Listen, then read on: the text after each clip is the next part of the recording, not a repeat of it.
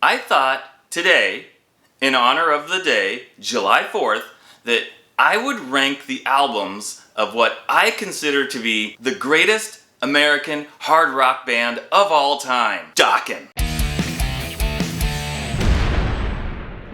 So I'm gonna be ranking all of their sort of regular studio album releases. I'm not gonna include any compilations or live albums or import versions or anything like that. So I will be putting in order from worst to best the 11 official Dokken studio albums. Coming in at number 11, I think what most Dokken fans would consider to be the worst album, the one that sounds the least like Dokken, Shadow Life. Even Don Dokken himself has said that he hates this album and that he wants nothing to do with it. When the interviews finally came out about this album, Don basically said this was Jeff and George's baby, and they did all the music without Don, and all he was allowed to do was come in and record his vocal parts. Apparently, they were making a conscious effort to try to bring Dokken into like the 90s and get away from the 80s sound. And in my opinion, it was an utter failure. There are a couple of okay, decent songs on there, but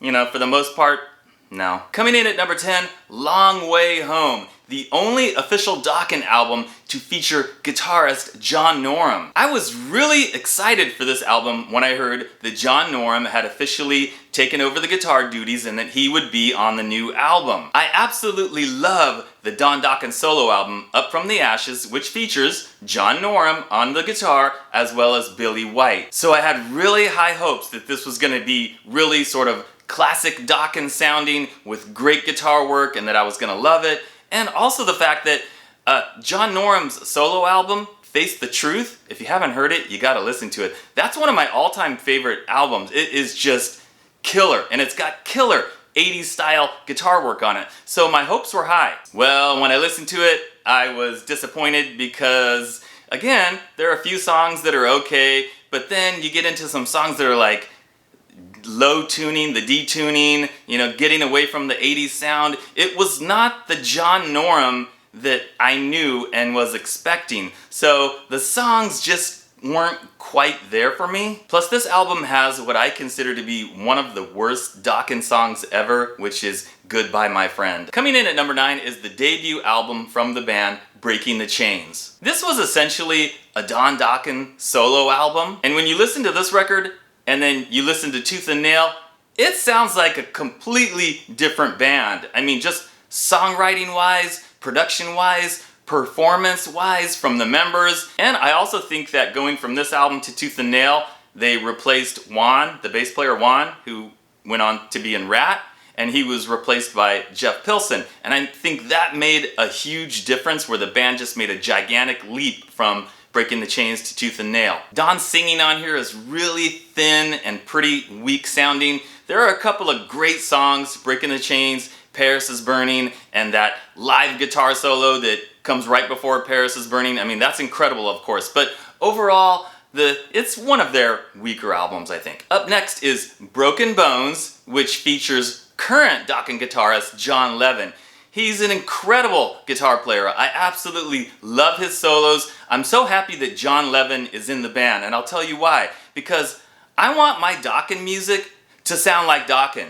You know, he's gotten some criticism from some fans saying he's nothing but a George Lynch clone or whatever, but I'm fine with that. I want the solos to sound that way. I want the songs to sound, you know, similar to the stuff that I heard in the 80s. I don't want modern Dokken with modern guitar tones and guitar riffs and whatever. I want it to sound like Dokken. So I absolutely love John Levin's guitar work. Broken Bones. Up next, the only studio album to feature Reb Beach on guitar, Erase the Slate. This is a great album, really strong songwriting, great singing from Don. The solos are great. Sounds like Reb Beach though, doesn't sound like George Lynch, which is fine because Reb is an amazing player and he's got his own unique style and identity as a guitarist. So this was really great when it first came out, and I actually was hoping that there would be at least another album with Reb Beach. There was the live album, but there wasn't another studio album. Up next is Hell to Pay, this was the first studio album to feature current guitar player John Levin. I really like this album again because it has great guitar tone, great guitar solos. Don sounds great on it, some really standout tracks, really good stuff. Hell to pay. Up next, Dysfunctional. This was the first studio album that the guys made when they got back together after breaking up at the end of the 80s. As the story goes, Don and Mick and Jeff were working together on this album, and they had most of it done, I think, and then George came in kind of at the end, and George had to learn the guitar parts and re-record all the guitar parts himself. So I don't think George had a huge impact on the songs on this as far as the writing and the arranging and stuff, but there are some really good George Lynch solos on there and some really great songs. I really like this album. This is a good example of the band kind of getting away from the 80s sound, but still sounding like Dokken. The harmonies were there, the catchy riffs were there, everything was still there, but yet it was a little bit modern, and I think they just did an excellent job on this album. Up next is Lightning Strikes Again, which is the second album that they recorded with guitarist John Levin. This album is killer, start to finish. It sounds like old school classic Dokken.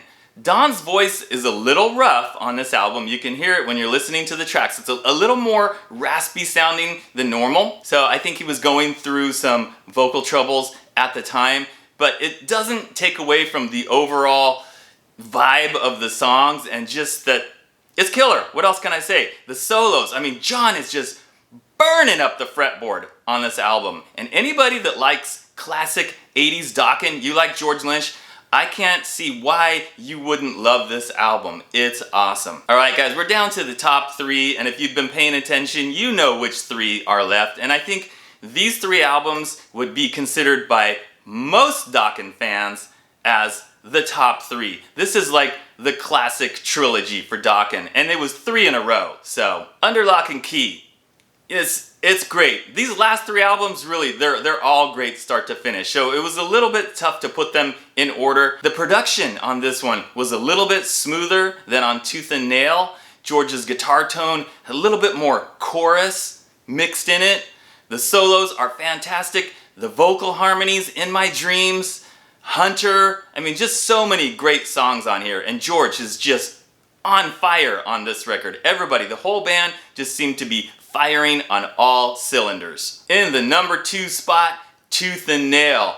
I think for a lot of Dokken fans, this is considered to be the number 1 album, and it does have some amazing tracks on it. Tooth and Nail, Into the Fire, Just Got Lucky, When Heaven Comes Down, Alone Again, the list goes on and on. For me, there's a couple of like kind of filler tracks, Bullets to Spare and Heartless Heart. I think Heartless Heart just always strike me as sort of a cheesy title and just lazy lyric writing, but that's just me. This also features my favorite all-time Dokken song, which is Into the Fire, which, no coincidence, that's also my favorite all-time George Lynch guitar solo.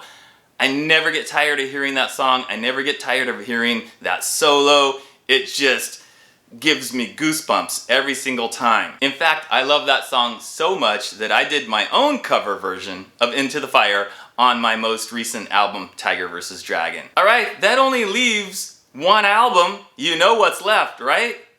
Back for the Attack. For me, this is just the best of the best when you're looking at all the Dokken stuff. And it probably has to do with the fact that I'm a guitar player, and for me, this is peak George Lynch right here. He was just going out of his way to be the best that he could be. The riffs are a little bit more aggressive, a little bit more furious. The soloing is just insane. And around this time, there were rumors that he was secretly taking lessons from Paul Gilbert. So I know he was paying attention to a lot of the younger guys that were coming up and playing all this amazing guitar stuff, and he was doing his best to like keep up with these guys. So he really made an effort on this to just be as amazing as he could, and I think he just did a great job. Plus it features the iconic instrumental, Mr. Scary, right? I mean, that's just a great song. And then just so many great songs. There's not a single song on here that I don't like. Kiss of Death, all of them. Just great. Alright guys, that's my list. All the Dokken albums ranked worst to best. What do you think? Do you agree? Do you disagree? Would you put them in a different order? Let me know what you think in the comments. Alright, thanks for watching. See you next time.